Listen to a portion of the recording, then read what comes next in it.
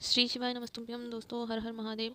अभी रुद्राक्ष महोत्सव चल रहा है कुबेरेश्वर धाम में, जहाँ पर 10 मार्च की कथा में गुरुजी पंडित प्रदीप मिश्रा जी ने बहुत सी जानकारियाँ दी हैं जो कि शिवलिंग से जुड़ी हुई हैं। उसी उन्हीं के बारे में हम आज आपको यहाँ पर बताना चाहते हैं। तो उसमें पंडित जी ने बताया है कि हमें घर में शिवलिंग क्यों रखना चाहिए। तो गुरुजी ने बताया था कि जिसके घर में यदि शिवलिंग नहीं होता है तो हमें उस घर का पानी भी नहीं पीना चाहिए। मतलब शिवलिंग का घर में होने का इतना बड़ा महत्व है।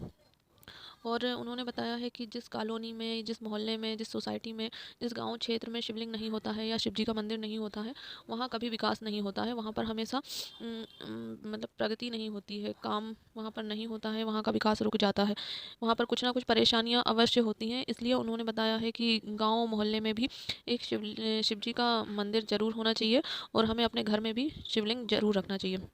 घर के घर के शिवलिंग और मंदिर के जो शिवलिंग होता है उसमें क्या अंतर होता है, ये भी गुरुजी ने कल कथा में बताया था कि घर में और मंदिर में शिवलिंग में क्या अंतर होता है। तो गुरुजी ने बताया कि घर में जो शिवलिंग होता है उसे हम उठा के थाली में रख के और उसका स्नान पूजन कर सकते हैं, लेकिन मंदिर में जो शिवलिंग होता है उसे हम उठा नहीं सकते, वो एक ही जगह स्थापित होता है।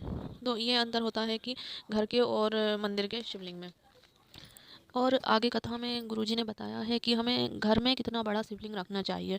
तो गुरुजी ने ये बताया है कि हमें घर में अंगूठे से बड़े आकार का शिवलिंग नहीं रखना चाहिए। शिवलिंग अंगूठे के से छोटा ही होना चाहिए, बड़ा नहीं होना चाहिए। घर में जितना ज़्यादा छोटा हम शिवलिंग रखते हैं उतना ही वो लाभप्रद होता है। और यदि हम बड़ा शिवलिंग रखते हैं तो वो अच्छा नहीं होता घर में रखना, क्योंकि उसकी पूजा अर्चना हमें मंदिर जैसे करनी चाहिए, जैसे मंदिर में विधि विधान से जो पूजन होता है उस प्रकार से। इसलिए हम घर में छोटे से छोटा शिवलिंग रखें।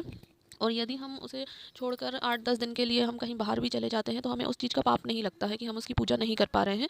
और बड़ा शिवलिंग रखते हैं तो उसकी हमें विधि विधान से पूजा करना बहुत ज़रूरी होता है। इसलिए घर में हमें छोटे से छोटा शिवलिंग रखना चाहिए।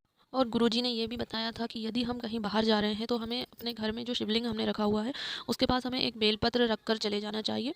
तो जितने दिन भी यदि हम उसका स्नान पूजन नहीं कर पा रहे हैं तो हमें उतने दिन का पुण्य अवश्य मिलता है। सिर्फ एक बेलपत्र ही हमें रख कर चले जाना चाहिए शिवलिंग के पास।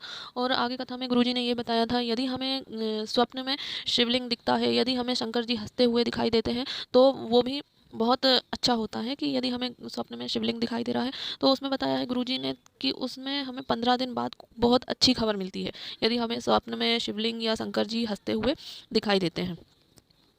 घर में शिवलिंग रखने का मतलब ऐसा होता है जैसे हम घर में प्राथमिक उपचार के लिए एक बॉक्स रखते हैं, फर्स्ट एड बॉक्स रखते हैं, उसी प्रकार घर में शिवलिंग का होना भी बहुत ज़रूरी होता है। यदि हमें कोई दुख तकलीफ आ जाता है और हम तुरंत मंदिर नहीं जा सकते हैं तो हम घर में ही एक लोटा जल शिव जी को अर्पित करके अपनी दुख तकलीफ उन्हें बता सकते हैं। तो भोलेनाथ तुरंत हमारी समस्या का समाधान कर सकते हैं। यदि छोटी मोटी दुख तकलीफ होती है तो हम घर पे ही अपने जो शिवलिंग रखा हुआ है उस पर एक लोटा जल चढ़ा के अपनी समस्या शिव जी को बता सकते हैं। इसलिए गुरुजी ने कहा है कि घर में शिवलिंग रखना बहुत ज़रूरी होता है। और यदि कोई बड़ी परेशानी होती है तो हम अपने पास में जो शिव जी का मंदिर होता है वहाँ जाके एक लोटा जल चढ़ाकर शिव जी से प्रार्थना कर सकते हैं। और यदि समस्या और ज़्यादा बड़ी होती है तो हम कुबेरेश्वर धाम जा सकते हैं या 12 ज्योतिर्लिंग में से कहीं भी जाके शिव जी से प्रार्थना कर सकते हैं। तो ये ही जानकारी गुरुजी ने कल शिवलिंग से जुड़ी हुई कथा में बताई थी, 10 मार्च की कथा में। और आपको ये सब जानकारी पसंद आई हो या लाभप्रद लगी तो कृपया चैनल को सब्सक्राइब जरूर करें और लाइक करें वीडियो को। कमेंट में श्री शिवाय नमस्तुभ्यम हर हर महादेव अवश्य लिखें। श्री शिवाय नमस्तुभ्यम हर हर महादेव। दोस्तों, फिर मिलते हैं अगले वीडियो में और इसी प्रकार की अच्छी अच्छी जानकारी लेके। जब तक के लिए हर हर महादेव।